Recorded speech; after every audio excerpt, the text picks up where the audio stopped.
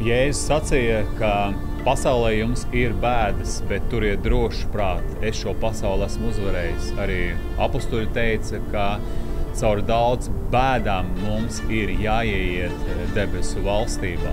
Tad mēs šodien runāsim par ciešanām, par to, kas mūsu dzīvē atnāk un kāpēc tas atnāk, jo mēs zinām, ka bez Dieva ziņas nekas nenotiek un Dievs pašu labāko grib priekš mums, tāpēc mēs arī zinām, ka tiem, kas mīl Dievu, viss lietas nāk par labu, tāpēc viņi pēc viņa mūžīgā nodoma ir aicināti, tāpēc es gribētu, lai tu ciešanās un grūtībās nenolaid rokas, bet tu saproti, cik tas ir vērtīgs, līdzīgi kā zelts, kurš tiek ugunskvēlē kausēts, kā arī ir teikts atklāts grāmatā, lai mēs to pērkam, tad maksājam kaut kādu cenu, lai nopirktu šo te zeltu ugunskvēlē kausā. Tad ejot caur grūtībām, caur smagiem pārdzīvojumiem, lai mēs samaksājam cenu. Kas ir tā cena? Kas ir tas, ko mēs saprotam, par ko mēs maksājam? Tāpēc, lai mēs tā kā to neizbēgam, lai mēs to pieņemam un pat Bībelē teikts ar lielu prieku, pieņemiet, kad jūs krītat dažādās kārdināšanās, zinādami, tātad, ko mēs zinām, kas notiek ar mūsu ticību, kā tas ved mūs uz pilnību. Tāpēc noskaties šo raidījumu līdz galām. Es iedošu tādus 4 punktus, ko dod ciešanas, un 4. būs tas īpaši svarīgais, un ja tu vēl neesi abonējis mūsu kanālu, noteikti abonē un arī dalies ar citiem ar to, ko šodien Solis TV publicē. Aiziet!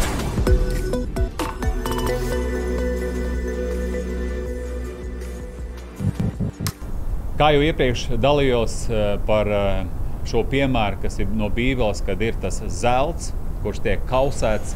Kāpēc viņš tiek kausēts? Tāpēc, ka tad, kad ir karstums, kad ir tas uguns, tad no zelta atdalās viss tas, kas ir mazvērtīgs, kas ir piemaisījums pie tā zelta. Un no tā zelta probe aug.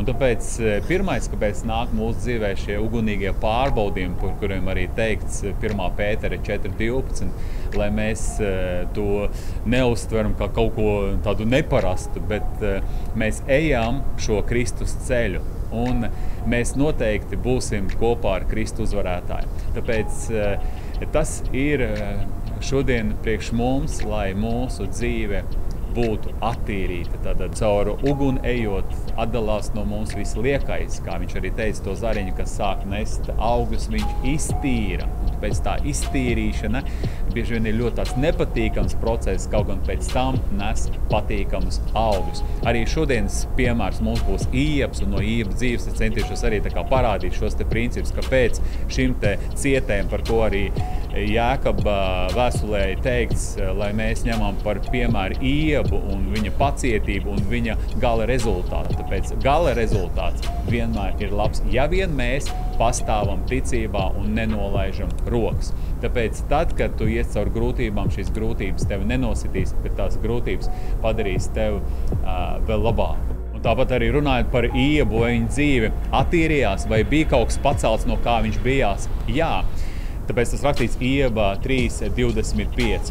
Šausmas, kuras es bijos, ir mani aizsniegušas, un tas, no kā es vairījos, ir mani sagrāvis. Un vēl psalmos 66. psalmā 10.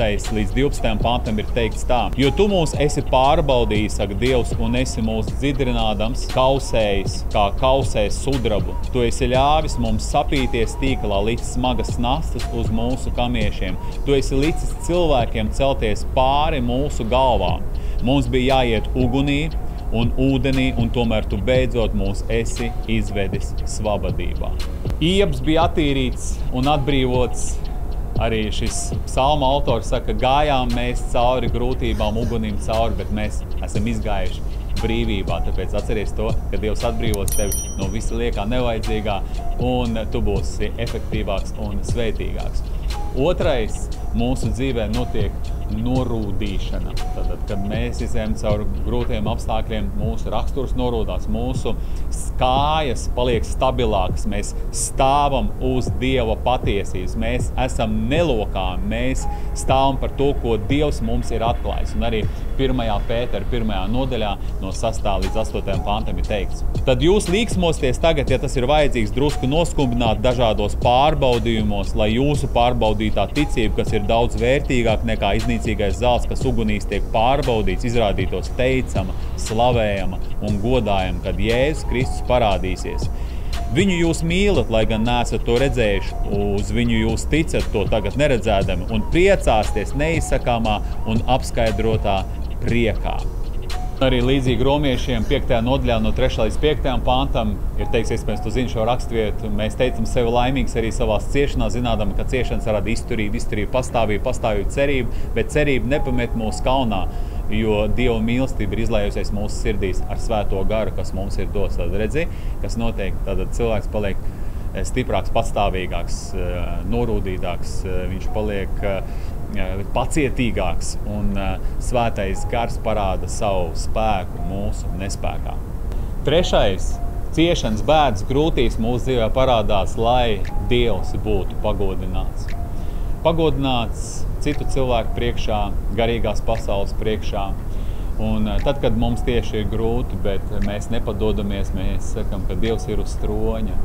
Protams, uz mums skatās Sātana acis arī un grib, lai mēs kaut ko ļaunu pasakam, līdzīgi kā tas bija ar Iebu sievu, kuru bija piegājusi pie Iebu un sacīja, izsaka Dievam un nomirsti, bet viņš tomēr neizteica neko ļaunu par Dievu, bet pateica pareizs vārds, un tas arī šodien mūs stiprina. Arī manā dzīvē ir bijuši tādi brīži, ka bija ļoti grūti, ļoti smagi, bet es saucot uz Dievu, es teicu, Dievs, tu esi uz troņa, tu valdi, tu esi kungs, un es zinu, ka šīs visas lietas nesīs tomēr labumu. Un tādā veidā viss tas pagodina Dievu, tas atnes tiešām tādu ļoti spēcīgu Dieva slavu, tāpēc, ka mēs pazīstam Dievu, mēs zinām, ka Dievs ir vienmēr cienīgs slavas. Saprotam to vai nē, bet mēs zinām, ka tiešām visas lietas beigās viņas nāks par labu.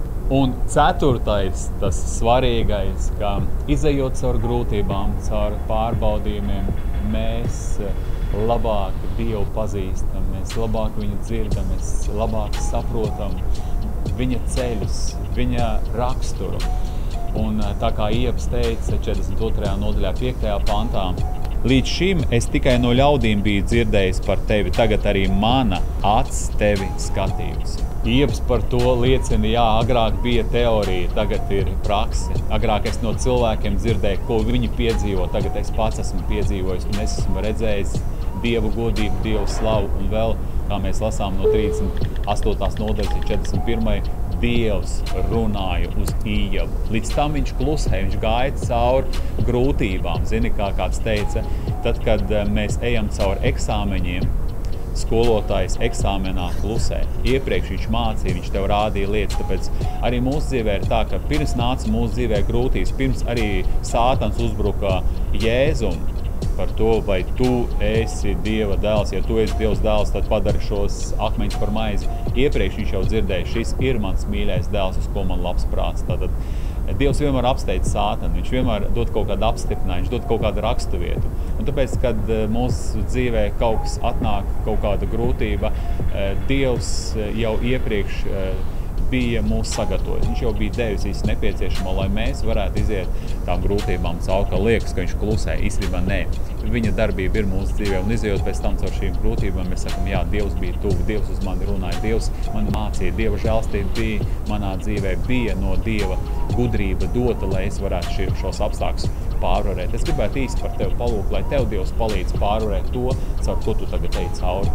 Es ļoti lūdzu, Dievs palīdz šim cilvēkam, lai viņš raugās uz tevi ticības iesācēju un piepildītāju, lai viņš atmet visas liekās lietas savā dzīvē, kas ir kā smagums, kas ir grēks, kas ap viņu pinas. Es ļoti lūdzu, Dievs, lai viņa dzīve ir tavas godības pilna, līdzīgi kā Iebs, kas pēc tam saņēma tik daudz svētības savā dzīvē.